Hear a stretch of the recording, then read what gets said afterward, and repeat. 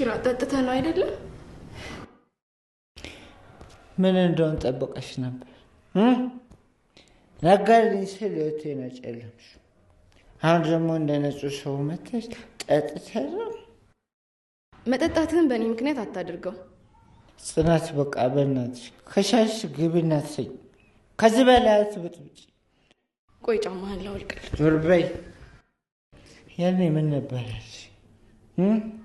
ገለሃት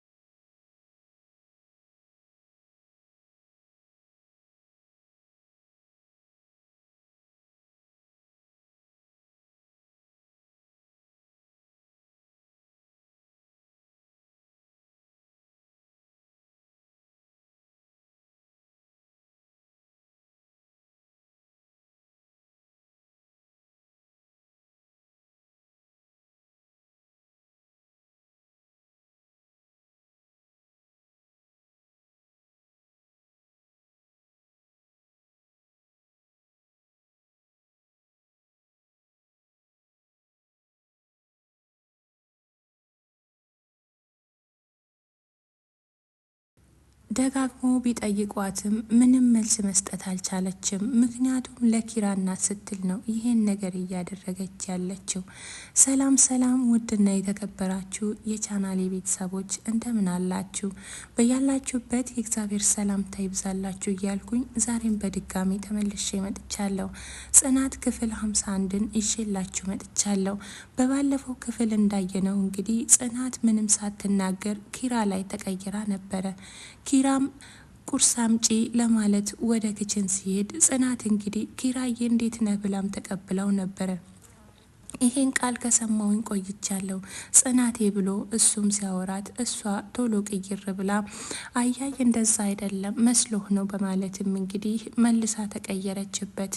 ምን ሆነሽ ነው ብሎ ቢጠይቃትም እሷ ይሄን ሆንኩ ለማለት አልፈለገችም። ዛሬም እንግዲህ ቀጣዩን ክፍል እነሆ ይዤላችሁ መጥቻለሁ። ለዚህ ቻናል አዲስ ከሆናችሁ ሰብስክራይብ በማድረግ ቤተሰብ ያልሆናችሁ ቤተሰብ እንድትሆኑ ስል በአክብሮት ጠይቃለሁ። እንዲሁም ላይክ እና ሼር በማድረግ ሀሳብ አስተያየታችሁን ኮሜንት ላይ አስቀምጡልኝ። በመቀጠልም ሁልጊዜም አብራችሁኝ ሆናችሁ ለምታበረታቱኝ እጅግ በጣም ከልብ አመሰግናለሁ።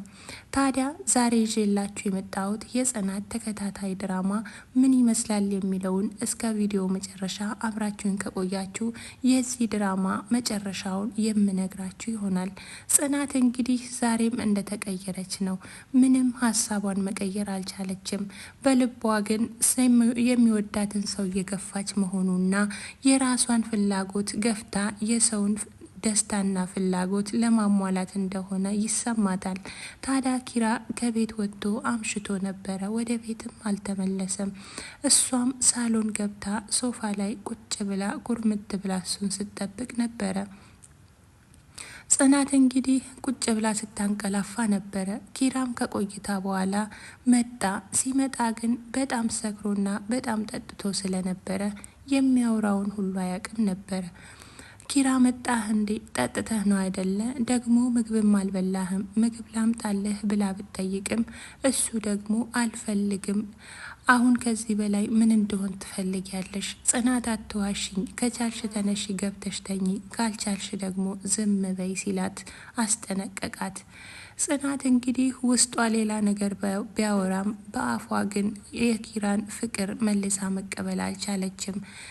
ለእናቱ ስትል ይሄን ዋጋ እየከፈለች ትገኛለች። ታዲያ ጽናት አሁን ላይ በጣም ቤት ውስጥ የማትታወቅ ሴትና ድብቅ ሰው ሆናለች። ምሩም ቢጠይቃት ናሆምን ቢጠይቃት ምንም መልስ የላትም። ኪራም ደጋግሞ ምን ሆነሽ ነው? ምን በደልኩሽ? ከዚህም በፊት ያለፈውን ነገር አናውራም ተባብለን አልነበር እንዴ? እኔ ወድሻለሁ፣ ቃሌን ሰጥቼሻለሁ፣ መቼም አልተውሽም፣ ምንም ቢመጣ አልተውሽም። የሰውን ወሬ አትስሚ፣ ሰራተኛዋን አፈቀረ ካሉ አያገባቸውም። አንቺ ለኔ ከእንቁ በላይ ነሽ። ገንዘብ አይታ ነው ያፈቀረችው ቢሉሽም ምንም እንዳሰሚያቸው አንቺ ለኔ ከገንዘብም በላይ ነሽ ሲል ቢነግራትም ጽናት ግን እኔ በፊት ፍቅር የያዘኝ መስሎኝ ነበረ፣ ግን ለኪራ ፍቅር ሳይሆን ስሜት ነበረኝ። ያ ስሜት አሁን ላይ ጠፍቷል ስትልም ለናሆም ነገረችው።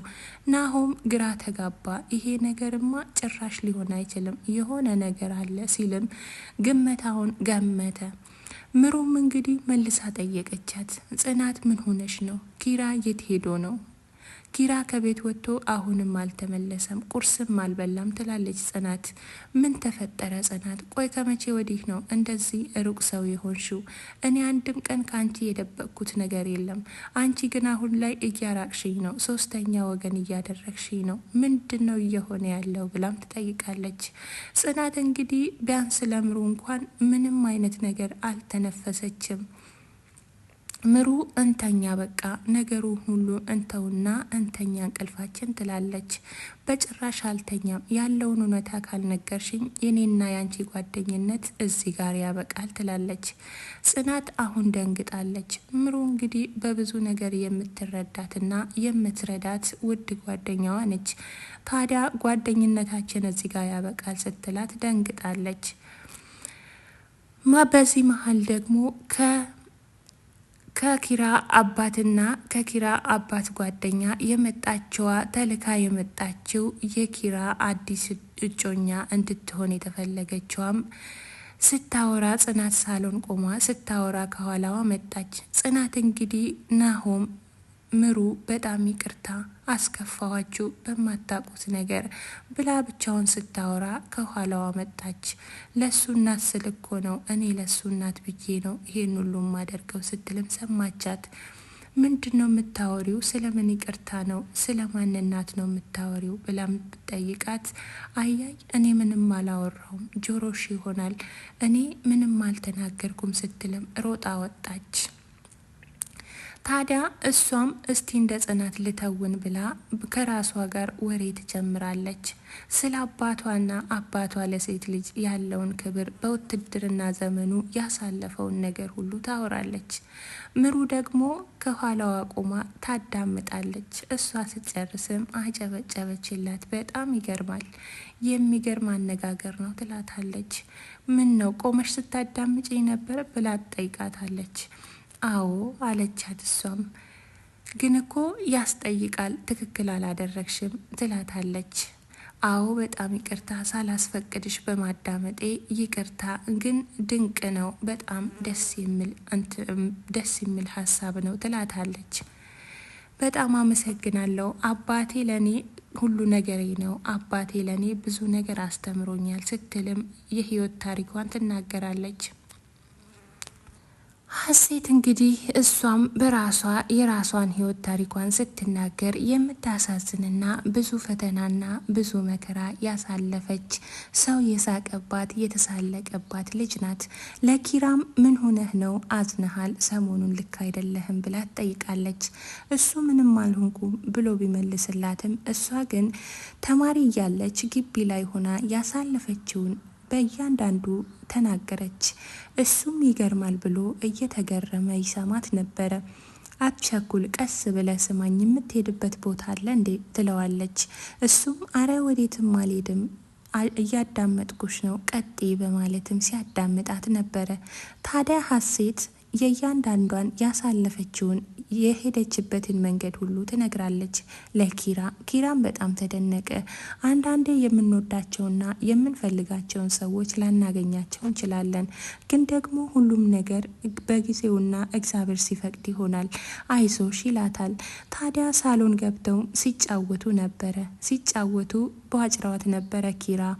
ሀሴትንም እቅፍ አድርጓት ይቅርታ ሲጠይቃት ጽናት ከኋላ መታ አይታ ነበረ።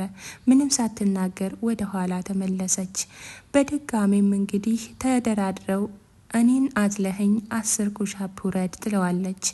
እሱም እሺ ያደርገዋለሁ ነይ ብሎ ሲል እንግዲህ ጽናት አሁንም በድጋሚ ትመጣለች።